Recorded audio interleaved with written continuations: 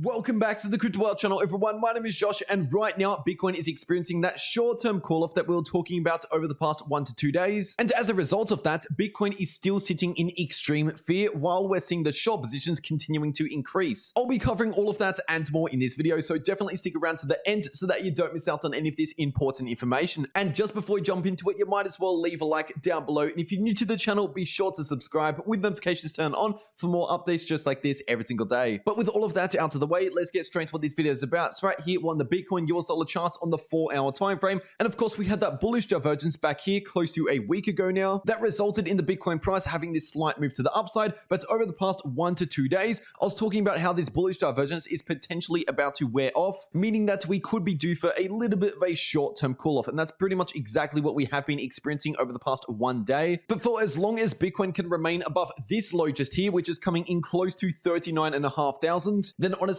we are still looking pretty good here, because also on the 12-hour time frame for Bitcoin, we have this larger bullish divergence. And this, on the other hand, considering it is on a much larger time frame than the 4-hour chart, this still has strong potential to continue to play out potentially over the next few weeks. And once again, for any of the beginners out there, a bullish divergence just means that we're due to see reduced selling pressure, which can come in the form of sideways price action or a slight move to the upside, as we did experience with that bullish divergence here on the 4-hour chart. And an example of a bullish divergence here on the 12-hour charts for Bitcoin was something like what we saw back in June and July 2021. And the outcome of that bullish divergence was basically sideways price action if you're looking at these two lows. And then around 1 month after we completed that bullish divergence, then we saw the recovery back to the upside. Now, obviously, it is very unlikely we're going to see the exact same thing play out. So don't necessarily expect Bitcoin to follow every single market movement that we saw back there. Instead, this bullish divergence just means that we're due to see some sideways price action or a slight move back to the upside once again. And probably the most important level of support for Bitcoin here on the daily time frame is this $39,500 level, which is the bottom of the golden pocket, the 65% level. And then of course we have the 61.8% Fibonacci level, which is the top of the golden pocket, and that is coming in at just above 40,000. So that is why I was saying towards the beginning of this video, when I was talking about this bullish divergence here on the 4-hour chart, that it is really good to see Bitcoin continue to remain above that $39,500 level. And the subscribers that have been watching some of my other videos would already know this, but for the new viewers on the channel, the reason why the golden pocket is the most important Fibonacci level is because that is the Fibonacci level that we most commonly see the price turn around at. And having that short-term call-off play out over the past 1 day has kept the Bitcoin Fear and Greed Index sitting in extreme fear. This chart shows the Bitcoin Fear and Greed Index overlaid on top of the Bitcoin price, dating since 2018 all the way up to the current day price action. And these different colored dots along the way resemble what the Bitcoin Fear and Greed Index was doing on those days. So for example, in these dark red dots, they were the days that we were sitting in extreme fear according to the Bitcoin Fear and Greed Index. And then as we started seeing some of these green dots, that's when we were getting into extreme greed. So basically, this indicator gives us a good idea on some of the best times to accumulate Bitcoin and some of the best times to take some profits off the table. And you can clearly see right here over years worth of price action that the best times to accumulate Bitcoin were the times that we were sitting in extreme fear in these dark red dots just here. And then some of the best times to take some profits off the table were the times that we were entering into extreme greed in these green dots. And once again, right now we are sitting in extreme fear. So personally, I am dollar cost averaging into Bitcoin and holding for at least the next few months. And then as we eventually approach extreme greed at some point in the future, at that point, I might look to take some profits off the table. But right now, I am certainly not doing that. And of course, that is not financial advice. I'm just telling you my personal Bitcoin strategy and what this chart means for Bitcoin and what it's done in the past. And just giving you another quick update on the Bitcoin short positions here on the Bitfinex exchange on the 4-hour time frame. And you can clearly see that the short positions are continuing to increase even today. And so as I have been mentioning in a lot of my recent videos, this just means that more and more people are flipping very bearish on the Bitcoin price and actually betting an increasing amount of money on the Bitcoin price going to the downside. And in contrast, these are the Bitcoin long positions on the same exchange and the same time frame. And you can clearly see that the majority in the market are moving out of long positions and moving into short positions. When we are seeing things like this along with extreme fear, while the Bitcoin estimated leverage ratio is sitting at record highs, this is all setting us up for a short squeeze. Now, it's important to mention that nothing in these markets is guaranteed. So just because we're seeing all of this happen right now, it still does not mean that there's a 100% chance of a short squeeze. But with that being said, based on all of this evidence that we have in front of us, a short squeeze is one of the most likely possibilities moving forward for Bitcoin, potentially over the next few weeks or so. Basically, all we're waiting on is all of this leverage to get squeezed out of the market. So when we see this estimated leverage ratio, which is the purple line just here, come back to the downside, as it has done time and time again anytime we have seen a major spike in the leverage, then when that's happening, that is when the short squeeze is most likely taking place. And even if you're looking at the setup that we've got here, the Bitcoin price going to the downside while the leverage is going to the upside over the past 1 month or so, that is very similar to what we saw back in July, as you can see. And of course, towards the end of July leading into August, we saw a major short squeeze. But what is something that could hold Bitcoin back from seeing a lot of bullish price action? Well, that could be the stock market having a further correction. This is the Nasdaq on the daily time frame. And really what we've been seeing over the past 2 months is a sell-off in the tech stocks, because the Nasdaq hit its all-time high back in November, very similar to how Bitcoin also reached its all-time high back in November. And then ever since then, over the past 2 months, once again, we've seen a bit of a correction here in the Nasdaq, which has resulted in some bearish sentiment going around in the traditional markets, and that has flowed over to the crypto markets. So this is actually one of the bigger factors out there that is resulting in Bitcoin playing out some bearish price action, as we have been experiencing over the past couple months once again. So basically, if we see a further sell-off in the tech stocks, then it would be very difficult for Bitcoin to flip extremely bullish, because usually Bitcoin is most bullish during the same time periods that the stock market is most bullish. For example, back in the month of October, the Nasdaq exploded to the upside, exactly like how Bitcoin exploded to the upside back in October. So ideally for the bulls out there, we need to see a bit of a reversal in the stock markets, and if we can start breaking all-time highs again, especially in the Nasdaq with the tech stocks, then that would be very bullish for Bitcoin. And if you want to easily stay up to date in the crypto markets, make sure you follow me over on my Twitter, and the link to my Twitter is in the description down below for all of this extra content throughout the day, and of course it is completely for free. If you made it this far in the video, you might as well leave a like down below, and if you're new to the channel, be sure to subscribe with notifications turned on so that you don't miss out on any of these future updates that I post every single day. And before you click off, you might as well check out one of these uploads if you haven't already. I've got a full trading tutorial video showing you how I place trades over on Bybit, and I've got a passive income video showing you how I earn passive income every day on my crypto holdings. But anyway, that is it for this update. I really hope you enjoyed, and I'll see you all in the next video.